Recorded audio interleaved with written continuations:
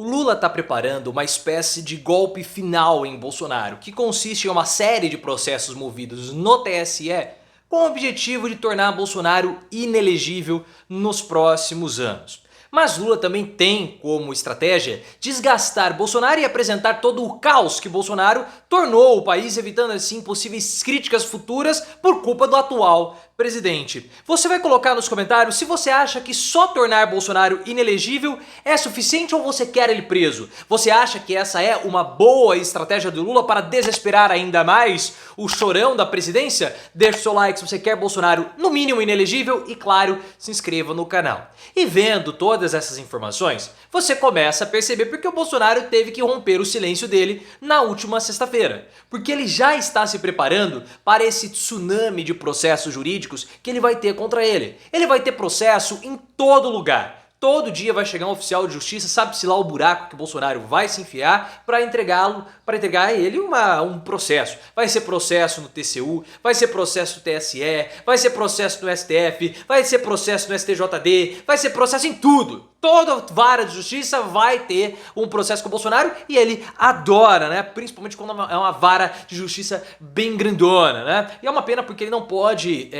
demonstrar todo esse apreço dele, por isso que a vida do Bolsonaro é uma vida muito triste, né? Tanto é que quando o Bolsonaro ele falou com os seus apoiadores, ele disse: vocês não estão lutando por mim. Porque, claro, seria um motivo egoísta falar isso, né? Vocês estão lutando pelo país de vocês e eu sou o país de vocês. Portanto, se alguma coisa acontecer comigo, está acontecendo com o país. Então vocês têm que lutar por mim / pelo Brasil. Porque já há uma preparação para isso. Porque o PT preparou, já encaminhou na verdade, né, ao que tudo indica, segundo informações da Folha de São Paulo, vários processos contra deputados bolsonaristas e também contra a chapa de Bolsonaro. Esses processos têm como argumento toda a situação de deslegitimar os votos que foram propagados pelos bolsonaristas.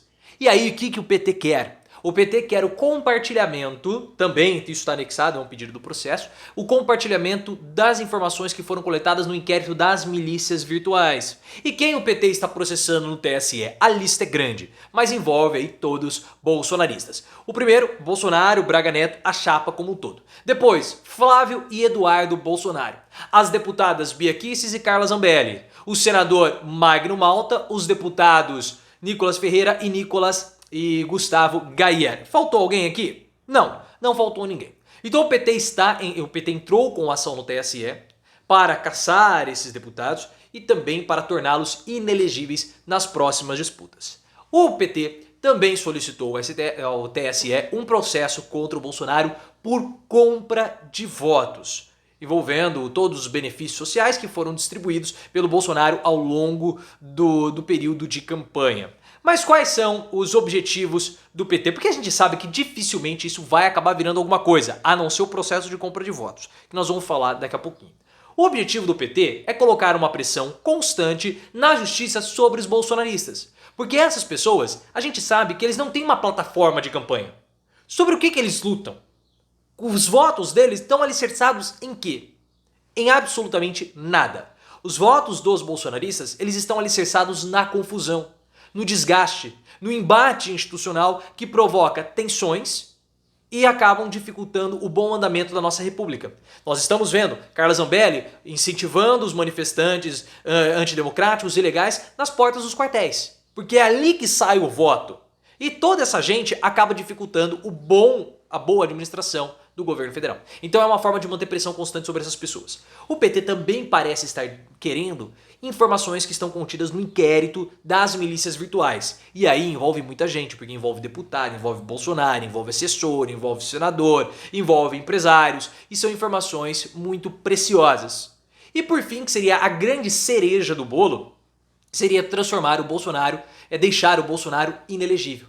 Porque com o Bolsonaro inelegível, a cabeça do bolsonarismo ela acaba sendo retirada. E a gente sabe que o Bolsonaro ele não é o melhor representante, o representante máximo do bolsonarismo. Ele é o representante que o bolsonarismo tem agora. Porque o bolsonarismo é um movimento que ele está se desgarrando do Bolsonaro já faz um tempinho. Há um processo disso. Mas hoje o Bolsonaro ele é a figura que aglutina. É como se o Bolsonaro fosse uma bolinha e vários outros fios estivessem presos a essa bola. e ela dá uma certa unidade, e essas bolinhas embaixo ficassem rodando em torno do Bolsonaro, embaixo do Bolsonaro. Se esses fios forem cortados e a bola mor, que é a bola do Bolsonaro, for retirada, o que vai acontecer com as outras? Elas vão romper e vão cair, e vão se espraiar. E esse é o objetivo do Lula. O objetivo 1. Desgastar o Bolsonaro, mas tem o objetivo 2. Mas até o momento, o que você achou disso? É uma boa estratégia? Coloque nos comentários. Ah, e tem a questão do TCU. De fato, essa parte de compra de votos é um ponto que pode pegar o Bolsonaro, porque a equipe de transição do Lula identificou algumas irregularidades nos cadastros de pessoas que estão recebendo o Bolsa Família, ou melhor dizendo, o Auxílio Brasil de R$600.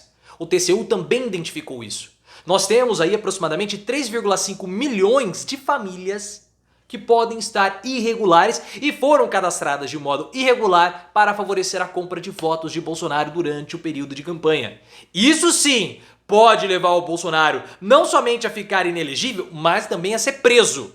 Porque aí tá o abuso de poder econômico, fraude e toda aquela história que o PT já está preparando, e é por isso que o Bolsonaro ele está morrendo de medo.